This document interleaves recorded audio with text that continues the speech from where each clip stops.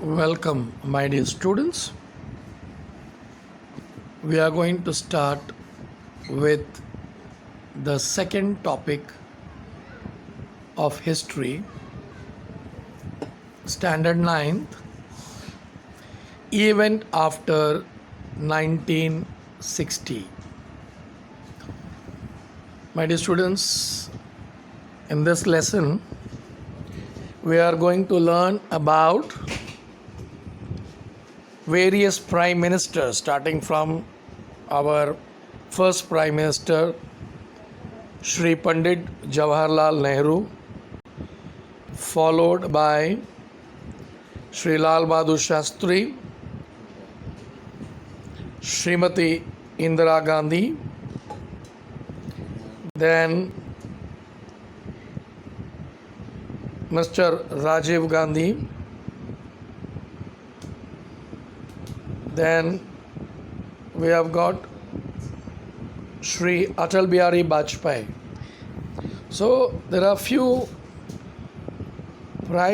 good prime ministers who have a valuable contribution in their tenures, and what all the events that occurred that will be discussed in this lesson. So, my dear students, as we all know, India became independent in the year 1947, 15th August 1947 CE. And we accepted the constitutional framework, or we adopted the constitutional framework in the year 1950, and we became sovereign democratic nation. Now if you look at Indian society, our Indian society is multicultural, multilingual, multi-religious, and different people of different caste and religion, they live together. My dear students, if you see, during the initial period of independence, our first Prime Minister, Shri Pandit Jawaharlal Nehru, initially he felt that they need to solve different issues which India was facing after 1947. The issues were economic, political, and social development. So, in order to solve the economic, political, and social development, or in order to bring economic, political, and social development, he established a planning commission which emphasized on industrialization. And industrialization was a mean to achieve economic development and to eliminate poverty in India.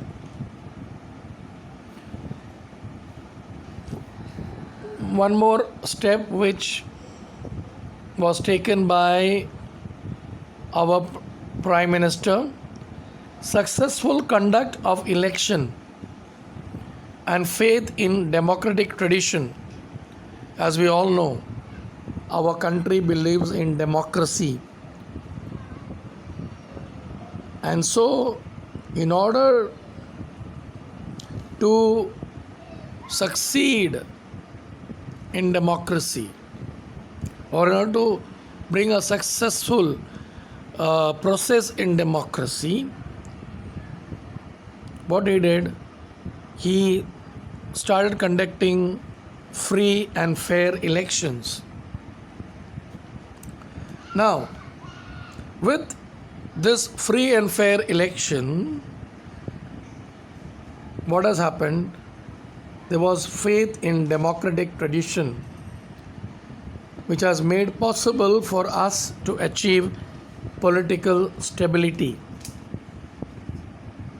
At the same time, several social reformers, social reforms, including policies, programs for the weaker section of the society, were sought to be implemented. And we could see here that the weaker section of the society, the scheduled caste, scheduled tribe, other backward class, they were taken care of. Now, my dear students, we will see now what happened in 1960s. Okay, in 1960s, in the decade of 1960s, several events occurred with huge impact on the political situation in India. The region of Goa, Diu and Daman were freed from the Portuguese rule. As we all know, in the year 1947, we got independence, but there were few territories like Goa, Diu, Daman, and the territories of Pondicherry. All these territories were under the foreign rulers. We did not achieve complete independence, but when we were freed from the Portuguese rule, Goa, Diu, Daman, they became a part of Indian Federation. Then the tension between India and China on the northern border were rising since 1950, and it culminated into war on 1962 between two countries. This war was fought in the region of McMahon Line. After India became independent, Shri Pandit Nehruji led the country. He was considered as an architect of India's foreign policy. We have already learned in the 8th standard. His contribution to social economic development of India was very important. We could see Jawaharlal Nehru ji, he passed away in 1964. The next Prime Minister was none other than Lal Bahadur Shastri. Shri Lal Bahadur Shastri succeeded him as the next Prime Minister of India. During his tenure, India and Pakistan went to war over Kashmir issue in 1965, where Soviet Union tried to bring in peace between India and Pakistan through their mediation. Lal Bahadur Shastri gave a slogan, Jai Jawan, Jai Kisan. Now, my dear students, please remember that Lal Bahadur Shastri ji gave importance to the farmers, and equal importance were given to the Indian soldiers. So that's why he gave a famous slogan which is very famous even today, that is Jai Jawan, Jai Kisan. And Lal Bahadur Shastri died at Tashkent in the year 1966. Now, in the year 1966, now it was a question, who will be the next Prime Minister? And so, Mrs. Indira Gandhi became the next Prime Minister in the year 1966. During her tenure, Pakistan's oppressive policies in the East Pakistan resulted in a big movement. This movement was led by Sheikh Mujibur Rahman and his organization Mukti Bahani. This crisis in the East Pakistan affected India as well, because millions of refugees came to India. Now, what has happened? Now, it was a question in the minds of Mrs. Indira Gandhi what to do. How can we tackle this refugees issue? So, Mrs. Indira Gandhi supported Sheikh Mujibur Rahman and his organization Mukti Bahani, and in the year 1971 she fought for Sheikh Mujibur Rahman, or for East Pakistan, a independent country called Bangladesh came in. So in the year 1971 there was a war between India and Pakistan that led to a creation of an independent country called Bangladesh. As part of India's policy to use atomic energy for peaceful purpose, India successfully carried out underground test of an atomic device at Pokhran in Rajasthan in the year 1974. In 1975, one more major event took place in India, that is, Sikkim voted to join with India. And so, Sikkim became full-fledged state in Indian Federation. During this decade, the political situation in India grew unstable. The Allahabad court gave verdict in 1974 that Mrs. Indira Gandhi, the Prime Minister, has misused the government machinery during her election campaign. And this is a very famous one, my dear students, where in 1974, what has happened? Mrs. Indira Gandhi, she asked for emergency, national emergency, where she has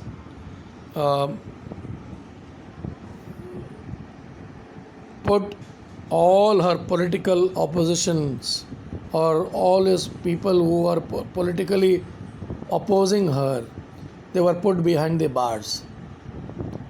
They were inside the jail. Now, let me repeat it.